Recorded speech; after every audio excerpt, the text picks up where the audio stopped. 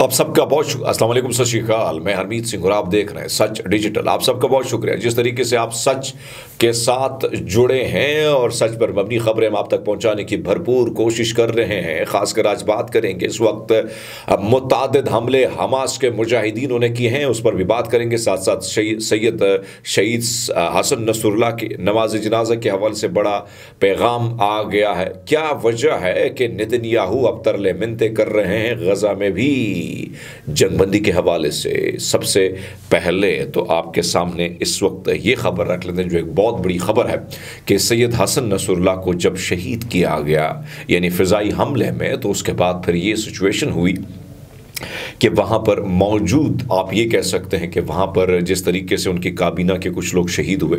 और फिर आपको याद होगा, मैंने आपको अपने चैनल हरमीत सिंह पर यानी स्पीक पर मैंने आपको ये बात बताई थी कि ईरान ने कहा कि हम जो है सैयद हसन नसरुल्लाह को जो है उनको इमाम हुसैन जी के हरम में हम उनको दफनाएंगे, पर फिर ऐसा नहीं हुआ।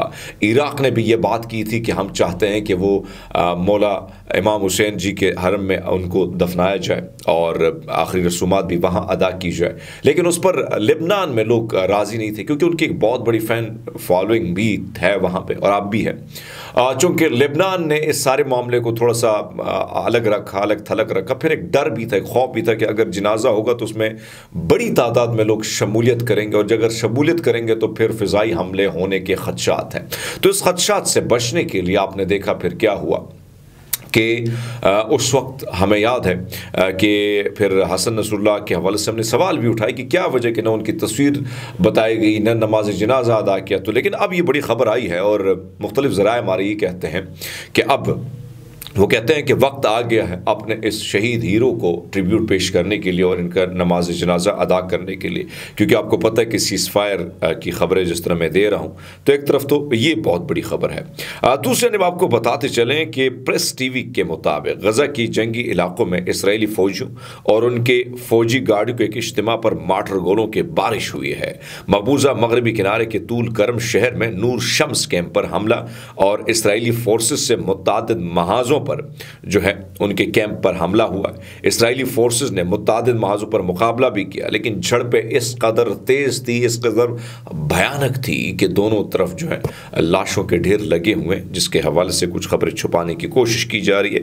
इसराइली मीडिया हमेशा, हम चाहे वो पाकिस्तान का मीडिया हो चाहे वहाँ का मीडिया, हर मीडिया जो है रियासत का पाबंद होता है। आपको बताते चलें कि मकबूजा मगरबी किनारे के कबातिया कस्बे और शुहदाए मसलस जेनियन में इसराइली फौजी गाड़ियों पर धमाका खेज मवाद नस्ब किया गया और शदीद झड़पें की गई। जेनियन में अलकुद्स महवर पर काबिज इसराइली फौजियों से शदीद झड़पें की गई और गोलियों की बौछार हुई। तोलकरम में नूर शम्स कैंप के जबल अल नसरी इलाके में एक खसूस इसराइली फौज यूनिट के भारी फायरिंग का निशाना उसको बनाया गया। मकबूजा मगरबी किनारे के जेनियन के कबाहतिया इलाके में इसराइली फौजियों के साथ कई महाजों पर शदीद झड़पें हुई हैं और उसमें मौजू हथियारों का इस्तेमाल हुआ है। तो एक तरफ तो ये सिचुएशन है। दूसरे नंबर आपको बताते चले कि मगरबी किनारे की बस्ती ओरियल के करीब एक हमास जंगजू ने एक बस ड्राइवर पर फायरिंग की, जिसमें कम से कम 8 अफराद जख्मी हुए हैं, जिनमें 3 की हालत शदीद तशवीशनाक बताई जा रही है। हमलावर को काबिज सिक्योरिटी फोर्सेस ने गोली मार दी। एम्बुलेंस सर्विस के मुताबिक 4 अफरादों को गोलियों से जख्मी हुए, जिनमें 3 की हालत नाजुक और 1 की हालत दरमियानी है। मजीद 4 अफराद शीशे टूटने से मामूली जख्मी हुए हैं। हमास के अस्करी विंग अजीजुद्दीन अल कसाम ब्रिगेड ने हमले की जिम्मेदारी कबूल करते हुए बताया कि हमलावर की शनाख्त समीर मोहम्मद अहमद हुसैन यानी जिनकी उम्र तकरीबन 46 बरस है, जो नाबलस के करीब ईना बोस गांव का रिहाइश था, लेकिन वो हमास का रुकन था, यानी ब्रिगेड का, हुसैन ब्रिगेड का वो रुकन था। इस सारी सिचुएशन में थोड़ी सी और खबर शामिल करते हैं। इसराइली फौज ने गजा के शुमाली हिस्से में अपनी ज़मीनी कार्रवाई को तेज़ कर दिया। हमलों का मकसद हमास की सुरंगों के निज़ाम को तबाह करना है और इन ठिकानों को निशाना बनाना है। 420 दिनों से ज़ायद जंग में अभी तक इसराइल फौज जो है हमास के निज़ाम सुरंगों को ख़त्म करने में बिल्कुल नाकाम रही है। ताज़ा तरीन झड़पों में इसराइली फ़ौज ने दावा किया कि गज़ा में इंसानी बहरान शदीद हो चुका है, जहाँ बुनियादी ज़रूरत की शदीद इस वक्त کمی ہے۔ تو یہ سچویشن ہے وہاں پر جو ہم آپ کے سامنے رکھ لیں۔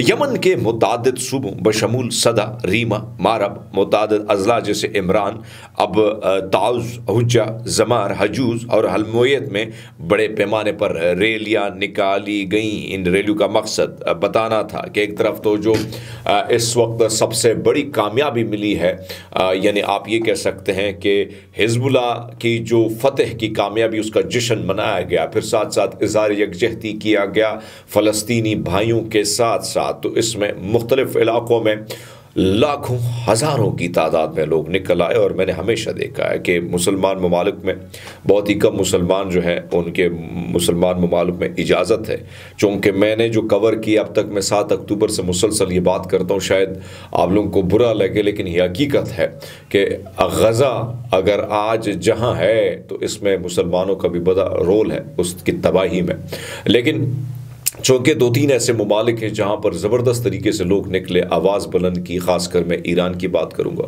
لاکھوں کی تعداد میں لوگ نکل آئے۔ یمن نے ہر جمعے کی روز، ایسا نہیں ہے، ہر جمعے کی روز جو ہے میں نے وہاں پہ ہزاروں نہیں لاکھوں کی تعداد میں لوگوں کو دیکھا ہے، اور صرف ایک شہر نہیں، کئی شہروں میں ہم نے دیکھا کہ وہ نکلتے ہیں، آواز بلند کرتے ہیں۔ قریب حماس کے ساتھ بھی وہ خبریں یہ ہیں کہ وہ گھٹنے ٹیکنے پر مجبور ہونے کو تیار ہیں۔ اب تک لیتے ہیں، بہت سارا خیال رکھیں، بہت شکریہ۔